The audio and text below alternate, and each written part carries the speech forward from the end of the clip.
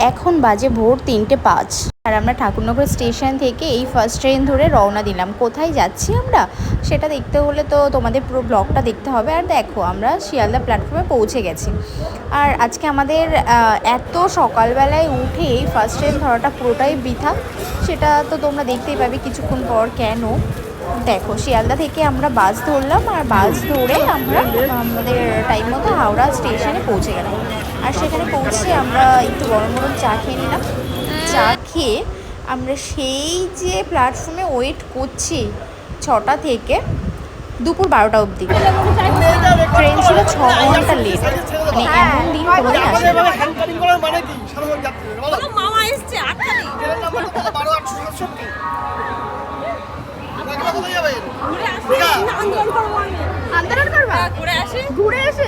না।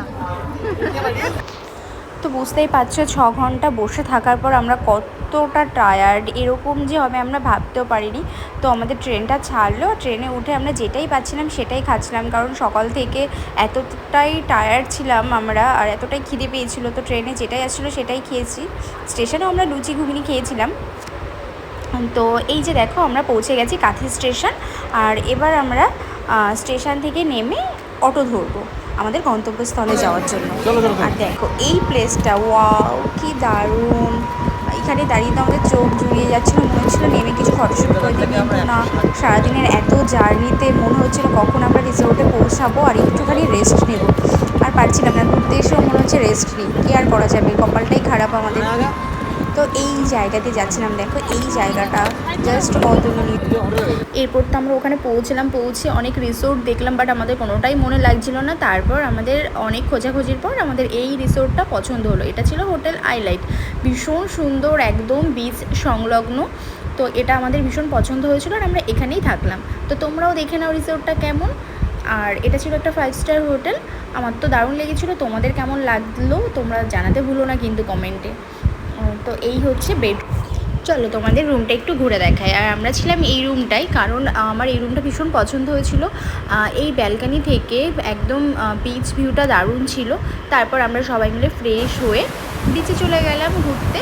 আর সেখানে গিয়ে আমরা সন্ধ্যার টিফিনটাও একবারে করে নিলাম আর সমুদ্রের তীরে যে সন্ধ্যার মনোরম পরিবেশ সেটাও উপভোগ করলাম। আর তোমরাও দেখে নাও কি দারুণ।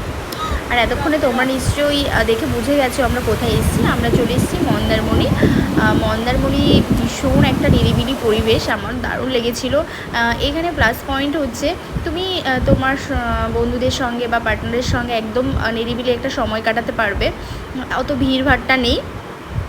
আর আরেকটা যেটা ভালো সেটা হচ্ছে তুমি একদম বিচ সংলগ্ন রিসোর্ট পেয়ে যাবে, সেই জন্য এই পরিবেশটা আমার দারুণ লেগেছিল। ফিশ ফ্রাই খেয়ে নিলাম, সঙ্গে ছিল ডিম টোস্ট এবং রুটি এবং ঘুগনি।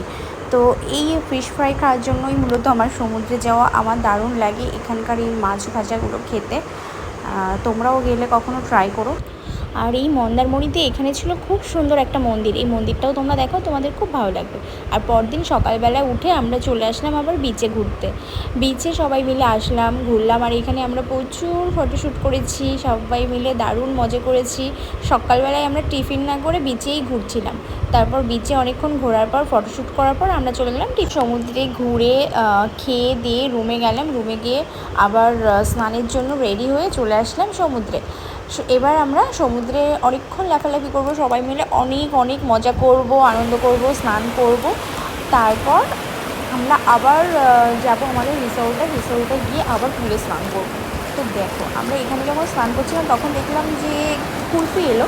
তো আমরা সবাই মিলে একটু কুলফি খেয়ে নিলাম। এখানকার কুলফিগুলো না অনেক টেস্টি হয়, আমাদের এই লোকালের কুলফির মতো না, এটা সত্যি খেতে অনেক টেস্টি। আর এগুলো 20 টাকা করে দাম নেয়।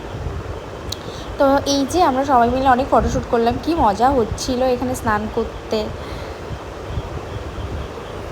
তোমরা যারা ভাবছো যে একদিন অথবা দুদিনের জন্য কাছাকাছি কোথাও ঘুরবে, তো তোমরা দীঘা না গিয়ে মন্দারমণি চলে আসতে পারো। এখানের এই নিরিবিলি পরিবেশ আর সমুদ্র, ওয়াও! এরপর আমরা সমুদ্র থেকে স্নান করে চলে আসলাম আমাদের রিসোর্টের পুলে। আর পুলে এসে সবাই মিলে স্নান করলাম এখানে। তো এখানে আমাদের দারুণ লাগছিল স্নান করতে। এখানে সমুদ্রে প্রায় 2-3 ঘন্টা স্নান করা, এখানে আবার 1 ঘন্টা স্নান করেছি। স্কুল থেকে উঠেই আমরা রুমে গেলাম, রুমে গিয়ে অল্প টাইমের মধ্যে ফ্রেশ হয়ে রেডি হয়ে নিলাম আমাদের দুপুরে লাঞ্চের জন্য।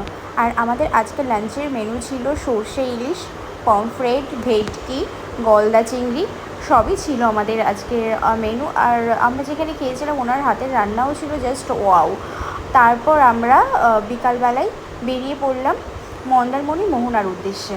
তোমরা যারা ভাবছো যে প্রি ওয়েডিং ফটোশ্যুট করবে, তো তারা একদম নিশ্চিন্তে মন্দারমণি মোহনাতে চলে আসতে পারো। এই জায়গাটা প্রি ওয়েডিং ফটোশ্যুটের জন্য একদম পারফেক্ট জায়গা। প্রি ওয়েডিং ফটোশ্যুটে যে ধরনের লুকগুলো আসে তার জন্য একদম পারফেক্ট। তো এখান থেকে আমরা বেরিয়ে পড়লাম তাজপুরের উদ্দেশ্যে।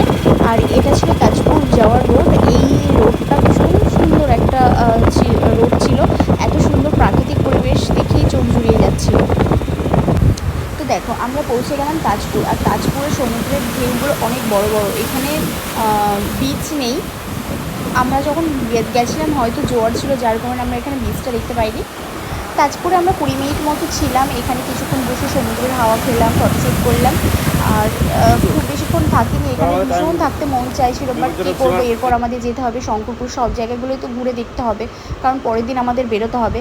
তো এরপর পৌঁছে গেছিলাম আমরা শঙ্করপুর। আর সেখানে কোনো ক্লিপিং আমাদের নেওয়া হয়নি। শঙ্করপুর থেকে চলে গেছিলাম আমরা ওল্ড দীঘা। আর এখানে গিয়ে আমরা অনেক শপিং করলাম, সেগুলোর ক্লিপিং নেওয়া হয়নি। তারপর খেলাম ফুচকা। ফুচকা খাওয়ার পর আমরা চলে গেলাম এই আইসক্রিম পার্লারে। এখানের আইসক্রিমটা তো আমার মুখে লেগে আছে। এর প্রাইস ছিল মাত্র 80 টাকা। একটা কুর্তিতে 2টো ফ্লেভার পাওয়া যাবে। আমি নিয়েছিলাম হচ্ছে ভ্যানিলা আর বাটারস্কচ ফ্লেভার, আমার ফেভারিট দুটো ফ্লেভার। তারপর ওল্ড দীঘায় বসে এই সময় কাটালাম। তারপর আমরা চলে আসলাম আবার আমাদের রুমে। রুমে এসে ফ্রেশ হয়ে আমরা চলে গেলাম রাতের ডিনার করতে।